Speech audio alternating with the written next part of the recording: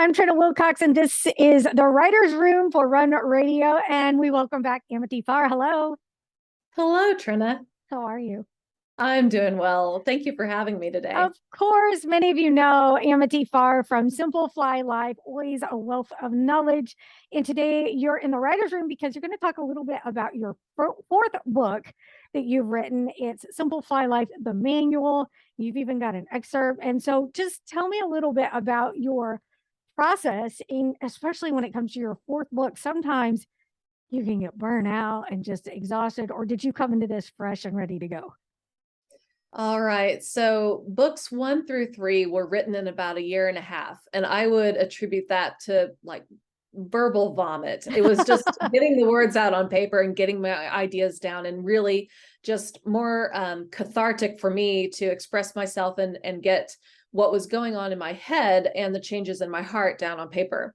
But the fourth book, the manual, was just to buttress my business, which is Simple Fly Life. And it was a resource for my clients. And so it's kind of like having me when you don't have me with you. And it's all the tools and tips that I learned across 8 years of being a minimalist stuck under one cover. So it's very practical, very hands-on. So the process that I used, it was just collecting the best of the best. And it's probably my most organized book, if you can call my headspace organized. But it's formatted to be, in a certain order and teach you some things in a certain order. And so it was my best attempt yet at trying to construct a packaged book and a really good, useful tool. So I took from 2014 to 2018 off from writing. And in 2018, I gave myself the entire year to create the manual. And that was an ample amount of time. And so I didn't feel rushed. And I did get it published in December of 2018. And it went together as I would wish it to. So that was kind of my process this time around. So did you do like outline after outline? Did you ever stop, scrap what you were doing and start over? Or were you pretty prepared in the vision of it that you were able just to sit down and clack it out? So that's an interesting thing about my writing. When I get ready to write a book, I go for a walk. Okay. And on that walk, the outline will usually come to me. And this is what happened on books 1 through 3, especially. And also I did it for the fourth one as well. But when I come back from the walk, I bubble map out the outline of the entire book. And then it's just really a matter of following my own assignments and filling in the blanks. So I knew what I wanted to put in the manual before I even started it. And it was just a matter of creating the content that I had already decided upon. And the order was already pretty much chosen by the outline. So I really didn't have to like spread it out over my living room and, try to piece it together. It was firmly cemented before it even began. Had you done that before, like in books 1 through 3? Did you spread stuff out and go about it like that? Or same way No. you were able to do the whole walk right? Yeah, yeah. I have a friend who wrote a book, and that's what she did to organize hers, was spread it out across the living room and Oh, in hard print. But yeah, I didn't take that approach. so are you one of these writers that edits as you go, or do you go through and then come back and do some revisions, edits after you've written a chunk? So I'm definitely one that writes a chunk and then Okay. goes back and edits. And I may do that 2 or 3 times. Okay.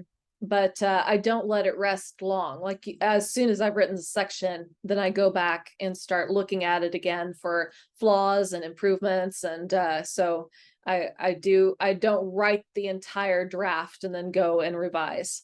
I Okay. only have done that for my fifth book that's in the works. That's a children's book.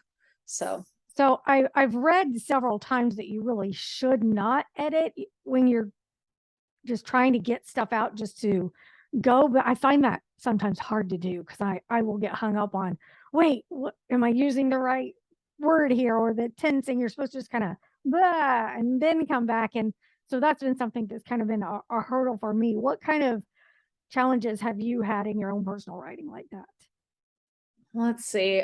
So there's definitely the wildebeest of writer's block. Okay. And to push through that, I make a deal with myself that I'm going to show up to the page. Okay. And sometimes I just say, okay, you just have to write one sentence today, just one. And if I do that, then I'll let myself rest. But what I find is a lot of the times when I'm willing to write one sentence, I can at least get a paragraph out, or maybe even 2 or 3 paragraphs out. But it's just that thing of consistently showing up. That's been my major driver of success, I think, is just that consistency. Just like doing a workout, just show up to the workout, get your shoes on, Yeah. promise yourself 5 minutes, and then you'll be able to get out 20 or 30 minutes of your Yes. workout. Quite So, right. yeah. Exactly. Yes. Well, I'd love for you to share a bit of your book with us if you would. Okay. So here it is in all its glory for those that are watching. Simple Fly Great. Life, the manual, written in Okay. 2018 and revised in 2020. And I'm going to read from a section called Philosophy. And this is about the truths that a person needs to accept in order to do a successful go at minimalism and frugality. Okay. So the first lie that you need to rethink that you are told multiple times a day in, day out, is that belongings equals belonging. If you think I am bluffing, then I encourage you to think about the Jeeps cult subculture so prevalent in the 1990s and 2000s. I see this trend in myself as well as others. We equate entrance to a group of people when we have the same accoutrements as the group. Picture in your mind somebody who is in the process of buying all the trappings of an artist so she can feel legitimate.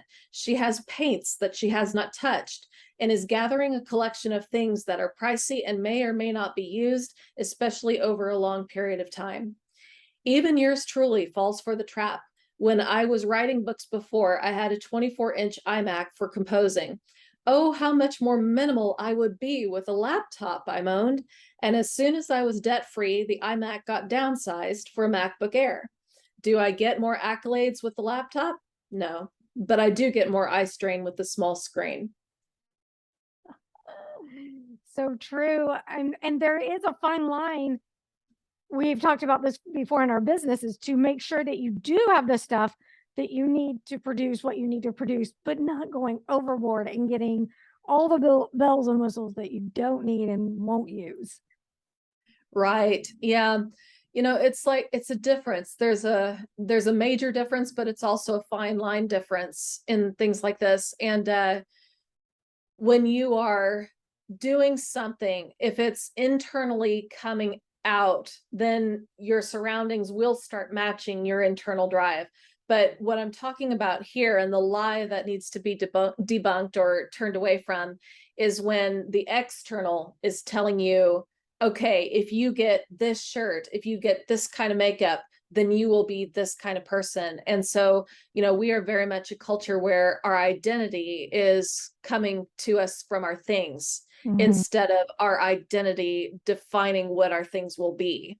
Does that make sense? It does. And Yeah. it's more tempting than ever when we scroll through social media and all those tempting things are like the lip gloss looks great on this influencer and yada yada yada, but it's not always a means to an end. Right. Yeah. I'll tell you just briefly about an experience I had when I was in my mid 30s. I just kind of took an assessment of all the stuff that I had surrounding me and in my possession. And what I found was it was really not indicative of the authentic me, you know, the me that I am when I'm not under pressure to be anything else. And what I realized was I had bought all these things to create an identity for myself and what I hoped people would think of me by looking at my stuff. And that was a big wake up call. And, you know, my motivation for doing it was I wanted to be accepted and loved. And that's a very legitimate human reason to do things. We all need to be accepted and we all need love. But I was going about it in a very detrimental way by trying to purchase love and affection by having the right things. What kind of small steps did you start with to come to terms with that and to start weeding out the stuff that didn't identify you and that you didn't need? Wow. I went through a season of really deeply purging my house, and I would do it twice a year, every year. So, for the first 5 years of my journey in minimalism, I was offloading a lot. And I think that during that time, I kind of sloughed off the stuff that didn't fit with my true identity. And so, I would let things go in droves, and I would fill up half of my dining room sometimes with what I was letting go. But taking it at that pace really made the change go rather quickly for me. And within 5 years, I felt like my house reflected me and was indicative of my personal story. And the things that I chose to keep were very sentimental to me, which surprises a lot of people. People don't think that minimalists are sentimental at all, but we are deeply sentimental, and we choose to keep the best of the best. But that's how I made the changes to get from feeling fake in my Mhm. possessions to feeling like, okay, yeah, this does reflect who I am, where I'm at in my life right now. So going back to the writing, and as you are in the middle of a book, do you the only time you write, are you contributing to your book, or do you also leave time for some personal journaling or other personal writing projects at the same time? Oh, I definitely have my own interests. So right now I keep a business journal. Okay. I also keep uh, just little snippets of writing. As an exercise, as a discipline, I try to write 5 paragraphs a day. I can write about anything I want.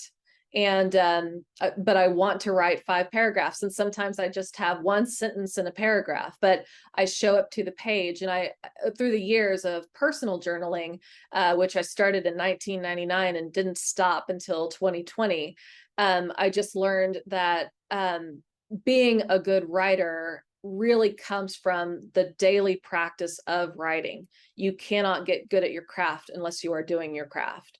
And not to say that I'm a good writer, but just to say I show up. And it's one of those things of, blessing wise, I can write a greeting card in like 2 minutes flat and say exactly what I want to say and not make a mess of the card with scribbles trying to figure out, oh, did I really mean to put that there? Like, it just flows. Mhm. And I think that my journaling helped my books to just flow out of my head because I Mhm. was in such a habit of writing daily.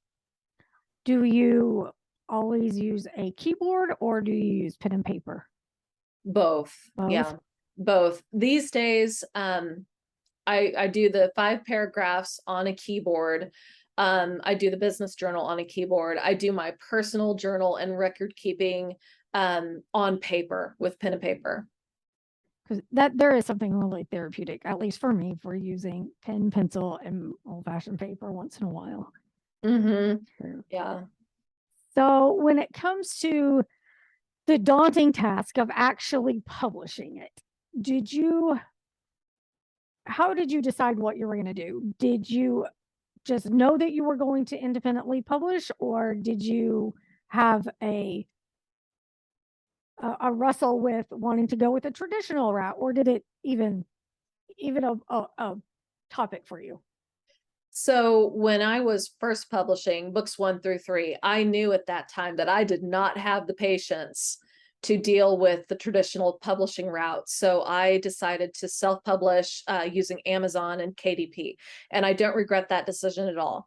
But what I did learn was when you publish that route, you are the marketing for Mhm. your book. You are the marketing department. And if you don't move, it doesn't move. So by book number 4, I was well acquainted with that, and I had no misconceptions that, the manual was going to be a bestseller or anything. When I created the manual, it was also independently published, and it was basically because I knew I could get copies made on demand. So I wouldn't have to like purchase 100 and store them at my house, but I could get the copies that I needed at a dirt cheap price. And so I give them as gifts to my clients. And it's just a fun way of saying, here's something extra. Thank you for choosing Simple Fly Life. And it doesn't break my bank to do that. Yeah. That way all the money's going back into you instead of to the publisher. I feel like for a while there was some looking down on folks that did independent publishing, but I feel like these days it's a lot more accepted. You're giving power to the author. There are just a lot of benefits for doing that. What would you say to the person that is trying to make that decision, or that has been like independent shamed in that regard? Yeah, I do think that you're right. The independent press is getting much more legitimacy than they did, 5 or 10 years ago, for sure. And there have been books published that have done really, really well, that have been more independently published than not. So I think we are changing, as you said. The advice that I would give to somebody thinking about that is just decide kind of what we touched on before. What's more important to you? Control over your material, royalties, what you want to make money wise, or what you're willing to risk to make a higher percentage on your royalties, versus visibility. Because I think with traditional publishing, you still have that powerhouse behind you that's going to push your book for you. Many times what I hear as criticism of the traditional publishing route is, you have to sacrifice control. You have to take a lower percentage on your royalties that you might get, or you might not get as much money if the book does well. But if that matters to you, then I think that independently publishing is the way to go. But if your goal is to get that book out to as many people as possible, and money doesn't necessarily matter, then it might be wiser to play the game of traditional publishing, go through the channels, get an agent, get formally recognized, and have your book go as far and wide as it can. That there are pros and cons to both. Neither one should be shamed, and the content will speak for itself. So if you're a Yes, writer and you want to write, then write. absolutely. Thanks for your time. Tell people where they can go to find your book. Okay, if you will search on Amazon, and you need to search for either Amity Farr, both first and last name, or Simple Fly Life, the manual. And all 5 words need to be there, or else you get fly fishing. So my book is on Amazon, and it's Simple Fly Life, the manual. And you can also look for me by author, Amity Farr. So thank you, Trina. No I problem. appreciate you. Thank you so much. You can listen for more anytime at runradio.net. Thanks, Amity. Thank you. Have a great day. You too.